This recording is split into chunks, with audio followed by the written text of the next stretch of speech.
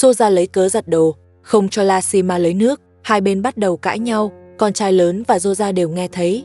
Mọi người cùng đi tới, không khí căng thẳng bắt đầu. Soja thấy Soja đến, liền kéo cô ta lại, nói mình lại bị bắt nạt. Lashima nói mình không làm gì cả. Con trai lớn nói Soja không cho lấy nước, còn làm đồ đồ của Lashima. Soja phủ nhận chuyện đó, nói là Lashima tự làm, bảo Soja đừng tin lời họ. Con trai lớn nói với Soja hay gây chuyện vô cớ, chỉ muốn lấy chút nước, nhưng cũng bị cản lại. Soja kéo tay con trai lớn, nói anh nói dối, còn nói Lashima cản cô giặt đồ. Con trai lớn hỏi, cô có nói lý không? Dám nói rõ trước mặt Soja không? Soja nói, mình nói sự thật, chính họ cản cô giặt đồ. Soja bảo Lashima thôi đi, lấy nước xong thì rời đi, nhưng Soja vẫn không cho. Cô ta nói với Soja, họ mới là chị em, Soja phải đứng về phía cô. Con trai lớn biết cô ta đang kích động, liền bước tới can ngăn. Soja không đồng ý. Cô ta nói, nếu còn động tới Soja thì cô ta sẽ phản ứng. Soja cũng không hiền lành. Cô ta được Soja gọi tới để làm chỗ dựa. Con trai lớn bảo Soja phân xử, họ lấy nước xong sẽ đi ngay, không ảnh hưởng chuyện giặt đồ. Soja không chịu, nhưng Soja lại đồng ý. Cô ta kéo Soja ra, bảo họ mau lấy nước rồi đi, đừng đứng lại nữa. Con trai lớn nói với Soja còn biết điều hơn cô. Câu này khiến Soja tức giận. Cô ta lao tới, con trai lớn định phản ứng, thì Soja cũng chen vào. Cô ta đẩy con trai lớn, rồi gây sức ép với Lashima. Soja nhìn nhỏ người, nhưng rất hung hăng. Cô ta tát con trai lớn, anh bị choáng trong chốc lát. Không ngờ Soja lại làm vậy. Anh định phản ứng lại, nhưng vẫn kìm lại. Soja kéo Lashima. Soja tiếp tục cãi với con trai lớn. Anh đẩy Soja ngã, Soja liền đẩy anh lại. Từ đó Soja có thêm người chống lưng. Trong nhà càng rối. Mọi chuyện còn chưa dừng lại. Soja là chị em của Soja, cũng ngang ngược như cô ta. Đừng thấy nhỏ người mà xem thường, ra tay rất nhanh.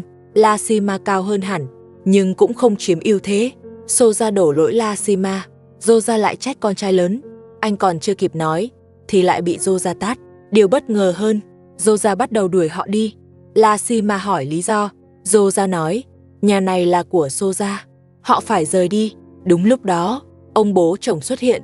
Soja ngay trước mặt ông, tát Lashima. Lashima không dám phản ứng. Soja còn đá đổ đồ. Ông bố chồng định can thiệp, nhưng Soja ngăn lại, không cho ông can thiệp, nói Soja không sai, mà là họ gây chuyện trước. Ông bố chồng lại tin lời đó. Lashima phản ứng lại, nói Soja nói dối. Ông bố chồng hỏi rõ sự việc, vì sao lại ầm ĩ như vậy. Soja nói mình đang giặt đồ, bị Lashima cản lại. Con trai lớn nói cô ta bịa, thực ra là không cho lấy nước. Ông bố chồng lại bảo vệ Soja, bảo họ quay về kho, đợi giặt xong mới lấy nước. Soja không đồng ý, nói ông thiên vị, cho rằng họ mới là nạn nhân, đòi trừng phạt con trai lớn. Ông bố chồng nói mình không thiên vị. Soja lớn tiếng với ông, nói ông đối xử tệ với Soja, còn dọa gọi anh trai tới để gây thêm chuyện. Con trai lớn nói Soja còn vô lý hơn Soja. Soja tiếp tục đuổi họ, đe dọa gọi thêm người, muốn ép họ rời đi. Soja còn quá đáng hơn, tiếp tục kéo Lashima, đuổi hai người ra ngoài. Ông bố chồng không chịu nổi nữa, định can thiệp mạnh hơn, nhưng Soja lại cản, nói Soja không sai, đổ hết lỗi cho họ, còn nói nhà là của mình, bắt họ rời đi. Soja lại đuổi theo gây sự, mọi chuyện càng hỗn loạn. Ông bố chồng tức giận, yêu cầu Soja đưa Soja đi, nhà này không chào đón.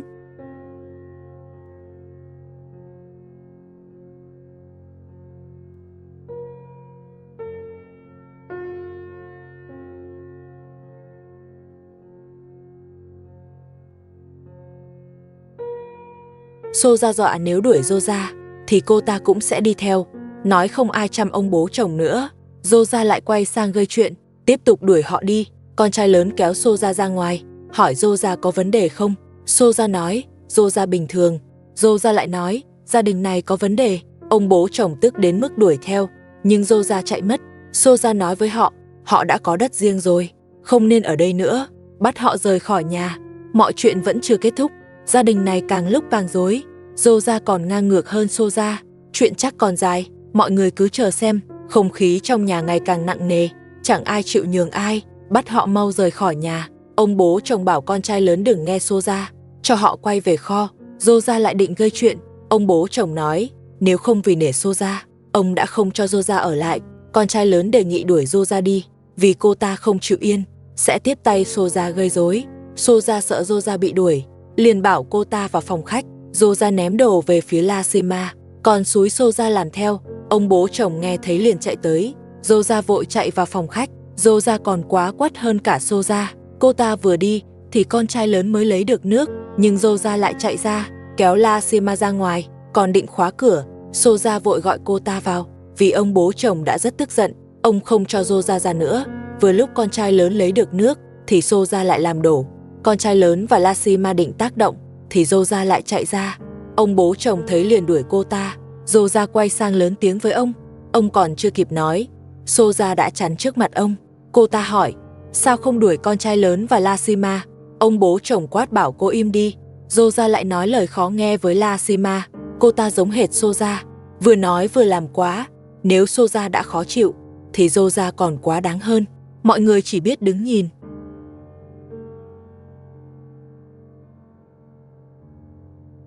Soja còn ném đồ về phía Lashima. Ông bố chồng lại làm ngơ. Soja nói, Lashima đã có đất riêng, bắt họ dọn đi trong 2 ngày, nếu không sẽ còn gây rối. Soja không còn nể ông bố chồng. Đúng như lời cô ta nói với Soja hôm qua, muốn làm chủ căn nhà này, nhờ Soja đuổi mọi người đi. Mọi chuyện đã bắt đầu. Con trai lớn và Lashima nói với Soja, khi nhà mới chưa xây xong, họ sẽ không rời đi, sẵn sàng đối đầu tới cùng. Soja bảo cứ chờ đó, cô ta sẽ buộc họ đi. Con trai lớn ném đồ về phía cô. Soja nói vậy cũng vô ích, bảo họ mau đi thuê nhà, đừng ép cô ta làm quá. Giờ Soja có Soja chống lưng, nên càng hung hăng, nói năng càng gay gắt. Lashima quát lại, bảo cô ta đừng đắc ý, coi chừng có ngày trả giá. Con trai lớn kéo Lashima, cô lại, bảo đừng cãi nữa, nói Soja quá thất thường. Ông bố chồng nói họ có đất rồi, sao còn chưa xây nhà? Con trai lớn nói cũng rất sốt ruột, nhưng thợ chưa rảnh, anh cũng không biết làm sao. Ông bố chồng nói để tránh mâu thuẫn, bảo họ đi thuê nhà ở, không muốn họ tiếp tục ở đây, có lẽ sợ ảnh hưởng chuyện riêng. Vừa rồi Soja và Duya gây rối khắp nhà, ông vẫn không đuổi họ, rõ ràng là thiên vị, luôn làm khó người hiền. Con trai lớn cũng thiếu quyết đoán, người khác đã bỏ đi từ lâu, đâu cần chịu ấm ức như vậy. Nhìn Abu mà xem, từ khi rời đi, cuộc sống tốt dần lên. Giờ ông bố chồng cũng ép con trai lớn đi thuê nhà, thậm chí Soja đang giặt đồ cũng đuổi họ. Không biết hai người có bàn bạc trước không? Nói qua nói lại liên tục, khiến con trai lớn rất mệt mỏi. Anh bảo Soja im đi, sẽ không vì vài câu nói mà dọn đi ngay, bảo cô ta đừng nói nữa.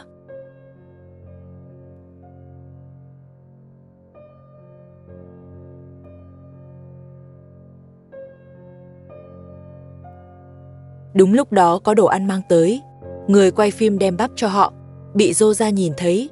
Cô ta lao tới giành, cầm bắp chạy vào phòng khách. Lashima đuổi theo bị va trúng. Soja trốn vào phòng khách. Soja ra ngoài, đuổi Lashima đi, không cho vào. Lashima nói, Soja đã cướp bắp của họ. Soja lại gây sức ép, nói bắp là của mình. Soja quay sang đuổi cả người quay phim, không cho lại gần, bảo anh ta ra kho quay. Soja cũng đuổi theo. Hai người hành xử rất quá đáng. Con trai lớn cũng bị va trúng. Lashima chạy vào lấy lại bắp, bị Soja và Soja kéo ra, còn bị xô ngã. Hai chị em này đúng là giống nhau, rất ngang ngược, coi nơi này như của riêng. Con trai lớn cũng không chiếm ưu thế, chỉ biết chịu đựng. Người quay phim yêu cầu trả lại bắp, nói là mang cho con trai lớn. Soja quát lại, bảo anh ta im đi, nếu không thì rời khỏi nhà. Đã thấy vô lý rồi, nhưng chưa từng thấy thế này. Xem ra căn nhà này sắp bị hai chị em chiếm trọn. Ông bố chồng không biết đi đâu, ồn ào thế mà vẫn im lặng. Ông chỉ biết làm ngơ và banh Soja, ngoài ra không làm gì. Sau một hồi ầm ĩ, cuối cùng cũng yên hơn. Bà mẹ chồng từ kho đi ra, hỏi vì sao lại ồn ào. Soja nói trống không, cô ta không còn nể ba mẹ chồng. Soja lại ném đồ về phía con trai lớn, bắt anh rời khỏi nhà. Bà mẹ chồng không chịu nổi, nói với Soja, người nên đi là cô ta. Soja đẩy bà mẹ chồng ra, bắt bà và con trai lớn cùng đi. Còn tệ hơn, Soja còn gây áp lực với bà mẹ chồng. Từ khi Soja tới, nhà cửa càng loạn, bà mẹ chồng cũng bị nhắm tới. Giờ Soja chỉ không dám đuổi ông bố chồng, còn lại ai cũng bị nhắm tới. Soja còn dữ hơn Soja, đối mặt Lashima cao hơn, cô ta vẫn không hề sợ. còn chủ động gây sự. Lasima quá nhún nhường, không xứng với vóc dáng của mình, đứng đó mà không phản ứng, để Rosa lấn tới liên tục, thậm chí còn kém cả ba mẹ chồng. Ít nhất bà còn biết tự bảo vệ.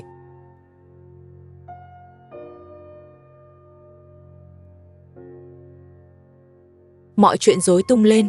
Soja gọi em gái Rosa tới. Rosa ở lại đây, giúp Soja gây áp lực với con trai lớn và Lasima. Giờ đến cả ba mẹ chồng cũng bị cuốn vào. Người chịu thiệt đầu tiên là Lasima. Lasima bị Soja và Rosa dồn vào góc. Con trai lớn tới giúp cũng bị vạ lây. Anh không thể ngăn được họ, đành kéo Soja đi tìm ông bố chồng, muốn ông phân xử. Nhưng Soja không chịu đi. Cô ta nói, căn nhà này, ông bố chồng đã hứa cho cô. Mọi việc do cô quyết, nếu họ không chịu rời đi, cô sẽ còn làm âm ĩ. Con trai lớn nói, chỉ cần ông bố chồng bảo đi, họ sẽ rời đi ngay. Soja vào kho tìm ông bố chồng. Cô hỏi ông, chẳng phải ông đã cho cô căn nhà sao? Muốn ông nói rõ trước mọi người. Lasima yêu cầu bằng chứng, chứng minh nhà là của Soja. Soja nói ông đã hứa đổi tên, nhưng chưa làm thủ tục. Cô lại thúc ông bố chồng lên tiếng. Ông giả vờ ngủ không trả lời. Ông chính là người gây ra mọi chuyện, giờ lại làm ngơ. Ông không nói gì. Mọi người lại ra ngoài cãi vã, đặc biệt là Rosa. Vì giúp Soja đuổi con trai lớn và Lasima, cô ta ra sức gây áp lực, không chịu dừng lại. Con trai lớn bảo Rosa về nhà mình. Soja lại lao tới, không cho anh làm khó em gái cô ta. Mọi người tiếp tục ồn ào. Bà mẹ chồng từ kho đi ra, bảo mọi người dừng lại. Rosa lại gây sự với bà mẹ chồng, bảo bà đừng xen vào, cứ ở yên trong kho. Sau đó Rosa lại gây áp lực với Lasima. Con trai lớn đành nhượng bộ. Anh bảo Rosa dừng lại, xin cho họ 1 tháng, nếu nhà chưa xây xong, họ sẽ đi thuê nhà. Soja bắt anh đi ngay. Ba mẹ chồng cũng kiệt sức, nói mình chịu không nổi, muốn ra ngoài cho khuây khỏa, để họ tự ồn ào trong nhà. Cuối cùng hai bên thỏa thuận, Soja cho con trai lớn 1 tuần. Trong thời gian đó, anh phải đi tìm nhà, để chắc chắn anh làm, cô ta sẽ nhắc mỗi ngày. Cuối cùng nhà cũng yên hơn. Con trai lớn và Lasima về kho. Ông bố chồng vẫn đang ngủ. Con trai lớn rất bực bội, muốn gọi ông dậy. Cuối cùng ông tỉnh. Con trai lớn hỏi, lúc Soja cãi nhau, vì sao ông không ra nói gì? Hay ông thật sự ngủ? Ông bố chồng nói mình không ngủ, chỉ là bệnh cũ tái phát, không còn sức can thiệp, bảo anh đi lấy thuốc, nói mình rất khó chịu. Con trai lớn rất tức, anh nói, sao cứ mỗi lần Soja gây chuyện, ông lại phát bệnh?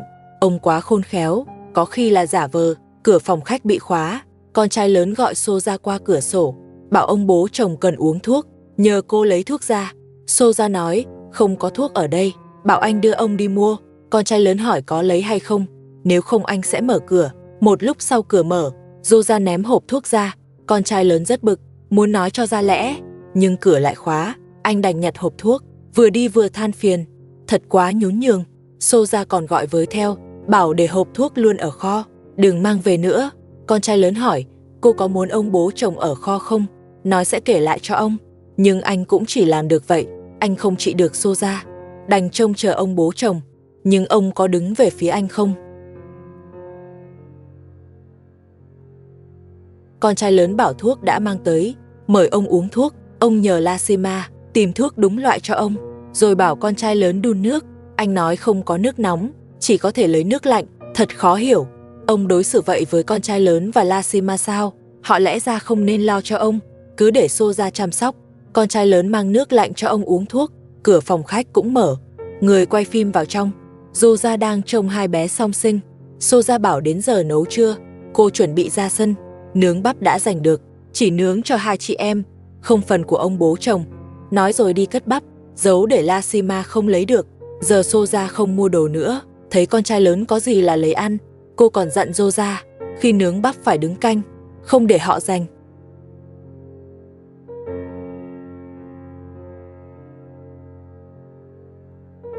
Soja lại cố chọc tức, nói sắp nướng bắp, chỉ cho cô và Rosa, không thêm phần nào. Người quay phim không chịu nổi, nói bắp là anh mang cho con trai lớn, bảo Soja đừng ích kỷ. Cô nói bắp do mình nhặt, không phải anh mang tới. Con trai lớn tới bảo cô nướng chỗ khác. Soja nói cứ nướng trước cửa kho, còn cố để họ ngửi mùi.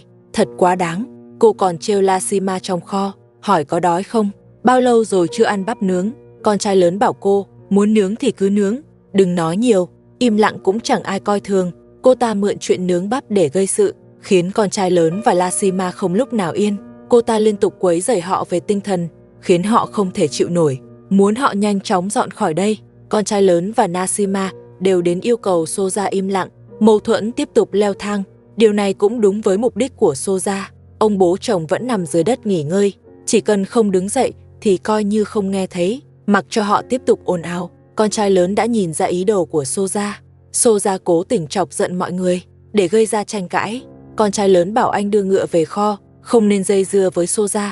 Kế hoạch của Soja thất bại, họ quay lại kho. Con trai lớn bảo ông bố chồng nhìn xem những việc Soja đã làm có ai đối xử quá đáng như vậy không. Ông bố chồng nói mình vẫn chưa khỏe, ông còn chưa uống thuốc, giờ ông phải uống thuốc. Chuyện trong nhà tạm thời không muốn quản, ông bố chồng chỉ đang giả vờ.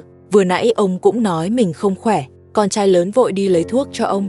Đã trôi qua khá lâu rồi, giờ ông mới nhớ ra chuyện uống thuốc. Con trai lớn nói với ông bố chồng, bảo ông đuổi em gái của Soja đi, không cho tiếp tục ở lại nhà, vì chỉ gây rối.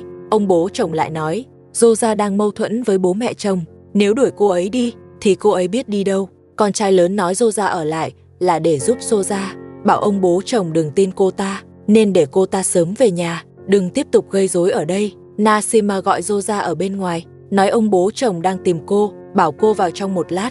Soja nói mình đang bận, đợi nướng xong bắp rồi nói. Soja nói với Soja, họ chắc chắn sẽ đuổi cô đi. Soja lại hướng về kho nói lớn, cô ở lại là để bảo vệ Soja và sẽ không rời đi. Soja nói với Soja, nếu con trai lớn không đi thì cứ để Soja ở lại đây. Soja bảo Soja cứ yên tâm, chỉ cần mỗi ngày tìm cách gây khó cho con trai lớn và Nasima, không lâu sau họ sẽ rời đi. Đến lúc con trai lớn đi rồi, Soja sẽ sang nhà họ, đòi nhà từ bố mẹ chồng. Con trai lớn từ kho bước ra ném đồ về phía họ, không rõ có nghe thấy cuộc nói chuyện hay không. Soja và Soja chạy tới đạp cửa, làm vỡ kính kho. Soja cầm chổi nói với con trai lớn, chỉ cho anh 1 tuần để dọn đi, bảo con trai lớn nhớ rõ giọng điệu của cô, như đang ra lệnh. Nói xong Soja quay lại tiếp tục dọn bắp. Cô còn nói với Soja, nếu Soja muốn không bị bắt nạt trước mặt bố mẹ chồng thì nên học theo cô, hai người phụ nữ này ở chung thì khó có chuyện tốt. Soja lại dặn quay phim, không được nói lại với con trai lớn, nếu không sẽ không yên. Rất nhanh bắp đã nướng xong, Soja lại gọi vào kho, nói họ chuẩn bị ăn bắp nướng, nếu ông bố chồng muốn ăn thì ra phòng khách. Họ đợi ông ở phòng khách.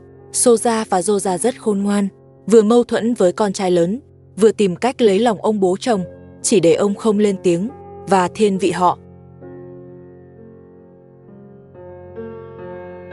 Quay phim cũng đi theo vào. Soja nói không có phần bắp cho quay phim, Soja cũng không cho quay phim ăn. Lúc này, Soja thấy Nasima đang dọn dẹp sân. Cô và Soja cười lớn, nói rác họ để lại, đã có người dọn. Hai người họ thật quá đáng.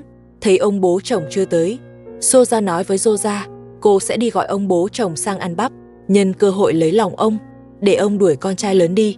Soja quay lại kho. Con trai lớn hỏi cô tới làm gì. Soja nói mình tới tìm ông bố chồng, bắp đã nướng xong cho ông, chờ ông qua ăn. Con trai lớn nói ông bố chồng đang bệnh, không ăn được bắp nướng, ông muốn ăn mì Ý, họ đang nấu. Soja chê mì Ý họ nấu không ngon, nhìn đã thấy khó chịu. Con trai lớn và Nasima bảo Soja rời đi, nói ông bố chồng không ăn bắp. Soja lại hỏi ông bố chồng, nói bắp là nướng riêng cho ông. Ông bố chồng nói không ăn mì Ý nữa, ông muốn ăn bắp nướng, bảo Soja đỡ ông ra phòng khách, còn bảo cô pha trà. Vợ cả vẫn chưa hồi phục hoàn toàn, quay phim tới thăm cô, mang theo vật tư, mong vợ cả sớm khỏe lại. Vợ cả vẫn còn sốt, không thể ra nhận đồ. Quay phim đặt vật tư lên bếp, Abu nghe tiếng bước ra khỏi phòng và chào quay phim. Do chưa đóng cửa, Abu lo gà con chạy vào nên đi đóng cửa lại. Quay lại thì thấy vật tư trên bếp, anh lại cảm ơn quay phim. Quay phim bảo anh cất đồ xong, rồi sang hỏi thăm tình hình vợ cả. Vợ cả nói, không chỉ sốt mà còn chóng mặt, cảm giác ngày càng nặng hơn. Quay phim bảo cô yên tâm nghỉ ngơi, đừng suy nghĩ nhiều. Nói xong quay phim sang chỗ Abu, hỏi tình hình ăn uống của vợ cả. Abu nói cô ăn uống vẫn ổn.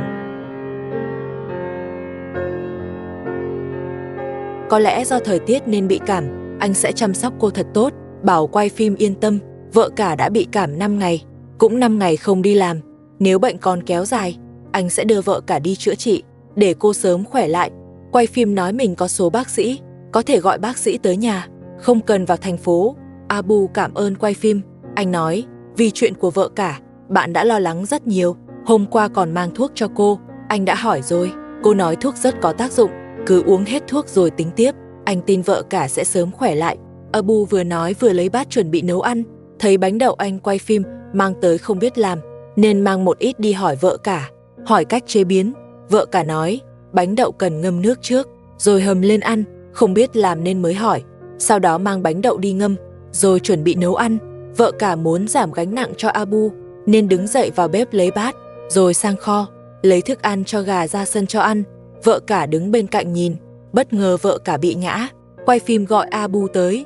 Abu đỡ vợ cả dậy cho nghỉ, anh nói cô đang bị cảm, bị gió thổi dễ chóng mặt, nên đừng đi lại nhiều, có việc cứ để anh làm. Cô nằm nghỉ ở phòng khách, anh sẽ đi nấu ăn.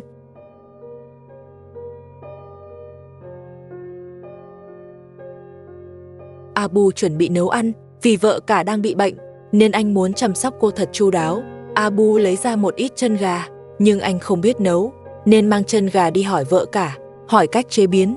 Vợ cả nói với anh, có thể nấu chung chân gà với bánh đậu, cho vào nồi nấu cùng nhau. Bữa ăn của họ không quá cầu kỳ, chỉ cần có đồ ăn, nấu chung là được. Abu cất phần chân gà còn lại, rồi cho vào tủ lạnh, sau đó đem chân gà còn trong nồi, rửa sạch với nước, rồi cho thẳng vào nồi nấu chung với bánh đậu và rau, giống như nấu cháo vậy.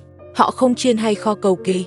Đến giờ vợ cả uống thuốc, Abu bảo con gái lớn mang thuốc tới. Cô bé cầm thuốc chuẩn bị đi, Abu lại gọi cô bé, bảo mang cả nước theo. Con gái lớn tuy còn nhỏ, nhưng rất ngoan. Cô bé mang đồ đến trước mặt vợ cả, rồi đỡ vợ cả dậy uống thuốc. Vợ cả vẫn bị ho khan, nên bảo các con tránh xa mình. Vợ cả nên đeo khẩu trang, nếu không, trẻ con rất dễ bị lây. Sau khi uống thuốc xong, vợ cả đưa bát cho con gái lớn, bảo mang trả cho Abu, rồi đưa cốc nước cho cô con gái nhỏ, bảo con bé đi chỗ khác. Mục đích là để các con không quây quanh, như vậy sẽ an toàn hơn cho các con, cũng là vì nghĩ cho bọn trẻ. Abu nhận đồ từ tay các con, đặt cốc nước sang một bên, rồi cất thuốc vào tủ lạnh. Sau đó lấy bí xanh ra, rửa sạch bí, rồi thái sợi, cho vào nồi nấu cùng. Món Abu nấu đúng kiểu thập cẩm, trong nồi có đủ thứ, ngoài chân gà còn nguyên, thì các món khác đều đã mềm nhừ. Cơm đã nấu xong, Abu múc ra 3 phần, rồi mang tới gọi vợ cả ăn, sau đó đi lấy bánh mì. Vợ cả đứng dậy đi rửa tay, Abu không yên tâm, lo cô lại bị choáng, nên đỡ cô đi rửa tay. Abu tuy không giỏi nấu ăn, nhưng chăm sóc vợ cả rất tận tâm, mọi người cũng yên tâm hơn. Vợ cả lại ho, xem ra bệnh không nhẹ, Abu nên tìm bác sĩ cho vợ cả, không thể chỉ uống thuốc, ít nhất cũng cần tiêm thuốc, như vậy vợ cả mới nhanh khỏe. Abu cũng sớm quay lại làm việc.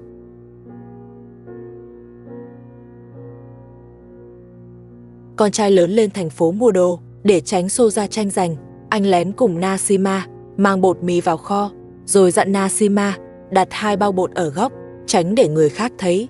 Nasima nói chỉ nên mua 1 bao, mua nhiều quá, rất dễ bị phát hiện. Soja đang dọn dẹp trong phòng khách, ông bố chồng nói tấm thảm nên đem giặt, bảo Soja mang đi giặt. Soja nói thảm không bẩn, chỉ cần quét sạch bụi phía dưới là được. Bà mẹ chồng nói thảm đã hơn 1 tháng chưa giặt. Soja nói nếu bà thấy bẩn thì bà tự giặt. Cô thấy thảm vẫn sạch, bà mẹ chồng quay người bỏ đi. Ông bố chồng nói với Soja, nếu cô không tiện giặt thảm thì nhờ Soja giúp. Trước đây thảm đều giặt mỗi tháng 1 lần, không thể để mãi không giặt. Soja nói Soja phải chăm sóc cặp sinh đôi, bảo ông bố chồng tìm Nasima. Nasima rảnh rỗi, bảo Nasima đi giặt, còn mình thì không giặt. Dọn dẹp như vậy đã là đủ rồi, nếu còn bắt giặt thảm thì cô sẽ không làm việc nhà nữa. Ông bố chồng bị Soja làm cho im lặng, Soja ngày càng lấn lướt. Đến giờ nấu ăn, Nasima chuẩn bị rửa nồi, con trai lớn bảo cô đợi chút, hôm nay anh mua gà bồi bổ cho Nasima, chỉ mua 1 con, để bồi dưỡng. Soja phát hiện, anh bảo Nasima đổi sang nồi lớn có nắp, luộc gà để ăn. Anh còn dặn Nasima, khi nấu phải đậy nắp kín, đừng để Soja ngửi thấy mùi, nếu không gà sẽ bị lấy mất. Nasima cầm nồi đi lấy nước, khi lấy nước, cô vẫn nhìn về phía phòng khách, tránh để Soja phát hiện. Con trai lớn và Nasima ở đây, lúc nào cũng nơm nớp, ngay cả nấu ăn cũng phải đề phòng. Nước đã lấy xong, Nasima đặt nồi lên bếp, con trai lớn đưa gà cho cô xử lý. Anh đứng ngoài canh chừng, để tránh Soja nghi ngờ. Anh cầm chổi quét sân. Lúc này Soja từ phòng khách đi ra, cô hỏi con trai lớn đang làm gì lén lút. Anh nói mình đang quét sân. Soja nói anh quét sân làm ảnh hưởng cô nghỉ ngơi, không cho anh quét nữa. Con trai lớn vừa định nói lại thì Soja xuất hiện. Cô nói con trai lớn bắt nạt em gái mình, bảo anh tránh ra. Thật đúng lúc, Rosa muốn về nhà, vì lúc đi không mang đồ thay, không có quần áo dự phòng. Soja không muốn Rosa đi, nếu Rosa đi, cô sẽ mất một người hỗ trợ. Soja lục tìm quần áo của mình, nói với Rosa rằng đều đã giặt sạch. Nếu Rosa ở lại giúp cô, thì cứ chọn quần áo tùy ý. Để đạt được mục đích, Soja cố giữ Rosa ở lại, nhưng mấy bộ cô lấy ra, Rosa đều không ưng. Cô nói về nhà thay đồ rồi quay lại. Soja khôn khéo nói, mình có một bộ đồ mới, vẫn chưa từng mặc, muốn tặng lại cho Rosa. Rosa rất hài lòng khi thấy đồ mới, nên đồng ý tiếp tục ở lại giúp Soja. Sau đó Soja rời đi, bảo Rosa thay đồ, rồi mang đồ bẩn đi giặt. Lúc này con trai lớn tới phòng khách gõ cửa. Soja hỏi có chuyện gì. Con trai lớn nói muốn bàn việc với ông bố chồng. Soja nói, ông bố chồng đang nghỉ bảo anh đi ngay, đợi ông bố chồng tỉnh dậy, cô sẽ nói lại. Nói xong Soja đóng cửa lại. Từ giờ con trai lớn muốn gặp ông bố chồng, đều phải được Soja đồng ý. Trong lòng con trai lớn rất uất ức. Rosa thay đồ xong đi ra, cho Soja xem. Soja khen bộ đồ rất đẹp, như may riêng cho Rosa vậy. Rosa cũng rất vui. Cô nói để cảm ơn Soja, sẽ giặt luôn cả đồ bẩn giúp cô. Con trai lớn quay lại kho nói với Nashima, anh định mời ông bố chồng qua ăn gà, nhưng ông đang nghỉ. Nashima bảo anh đừng nói lớn, nếu gọi ông bố chồng tới ăn gà, Soja chắc chắn sẽ biết, đến lúc đó họ cũng chẳng được ăn. Con trai lớn suy nghĩ chưa thấu đáo. Ông bố chồng vốn thiên về Soja, không nên mời ông tới ăn gà. Anh còn không lanh lợi như Abu, bảo sao mãi vẫn ở lại đây, vẫn hy vọng ông bố chồng đứng về phía mình. Khi Nashima đang rửa gà, Rosa mang quần áo tới giặt. Cô hỏi gà này ở đâu ra. Nashima bảo cô đừng hỏi. Rosa nói, gà phải chia cho họ một nửa, nếu không cho, cô sẽ đi nói với Soja. Nashima nói gà do con trai lớn mua, sẽ không chia cho ai. Nashima bảo cô cứ chờ xem họ có được ăn gà không. Không ổn rồi, việc con trai lớn ăn gà bị Rosa thấy, cô đòi chia cho mình một nửa, không cho sẽ báo Soja. Con trai lớn bảo cô cứ nói, gà là do anh mua, không liên quan người khác. Rosa nói ăn gà giấu mọi người là không đúng, phải mang ra chia sẻ. Soja là vợ anh, cũng nên để Soja ăn gà. Con trai lớn bảo Rosa đừng gây chuyện, lúc ăn bánh ăn bắp, sao họ không mang ra chia, muốn ăn gà anh mua thì không có. Con trai lớn còn bảo Rosa nói lại với Soja, họ không chỉ có gà, mà còn mua 2 bao bột mì, muốn ăn gì cũng được, không liên quan tới Soja. Con trai lớn nói quá nhiều, lại tự nói ra hết đồ đã mua, không chỉ gà, ngay cả bột mì cũng khó giữ. Con trai lớn còn nói với Rosa, có giỏi thì vào kho mà lấy, xem có lấy được không. Rosa bảo anh cứ chờ đó, đợi cô nói với Soja rồi tính, xem họ còn được ăn gà không. Nói xong Rosa định đi tìm Soja. Con trai lớn lo lắng, anh bảo Rosa đừng gây thêm chuyện, anh không muốn dây dưa với Soja, vì Soja rất cực đoan, nếu biết họ có gà, cô sẽ tới giành lấy. Rosa nói, vậy thì cứ để Soja tới.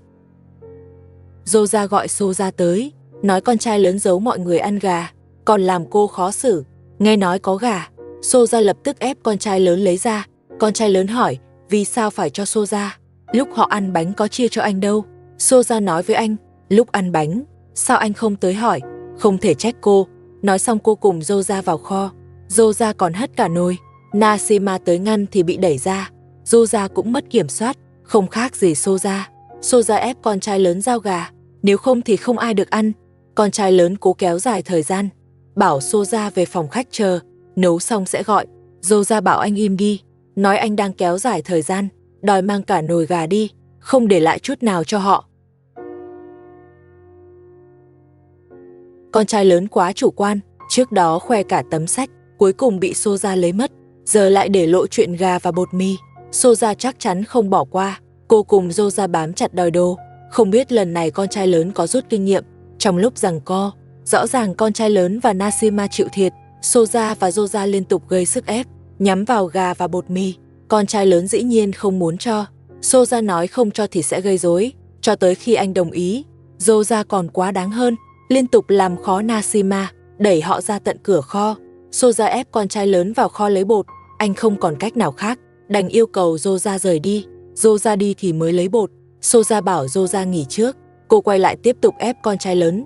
Soja cầm chổi đứng giữa sân, ép con trai lớn mang bột ra. Nashima nói, ý của con trai lớn là để Rosa về nhà, không phải đi nghỉ. Con trai lớn cam đoan, Rosa về nhà thì sẽ đưa bột. Soja không đồng ý. Cô nói anh đang lừa mình. Nếu Rosa đi thì không còn ai giúp cô. Con trai lớn nói, Rosa không đi thì đừng mong lấy được bột. Hai bên lại tranh cãi. Rosa cũng quay lại, cùng Soja vào kho, không khiêng được bột thì ném đầu của con trai lớn ra ngoài, chỉ để gây rối. Gặp tình huống như vậy, con trai lớn cũng đành chịu, phần nào do chính anh sơ suất. Con trai lớn đuổi Rosa ra, Rosa lại với tay lấy gà, nhưng không lấy được, suýt nữa làm đổ nồi, cuối cùng cũng đuổi được Rosa ra. Nhưng họ lại tiếp tục gây khó cho Nasima, không đưa đồ thì không yên. Con trai lớn lo họ giành gà, nên bảo Nasima đem gà vào kho nấu, rồi ngồi nói chuyện với Rosa. Anh nói với cô, bảo cô đừng tiếp tục theo Soja, cứ như vậy, Rosa cũng sẽ học theo thói xấu. Rosa nói Soja là chị gái mình, anh nói vậy là không chấp nhận được. Con trai lớn nói anh không bắt nạt Soja, mà chính anh mới là người bị làm khó. Nasima cũng lên tiếng, Soja đã ép họ ra tận kho, rốt cuộc ai mới là người gây chuyện. Con trai lớn bảo Rosa về nhà đi, đừng tiếp tục làm theo Soja. Rosa bảo con trai lớn rời đi, cô không muốn nghe anh nói nữa.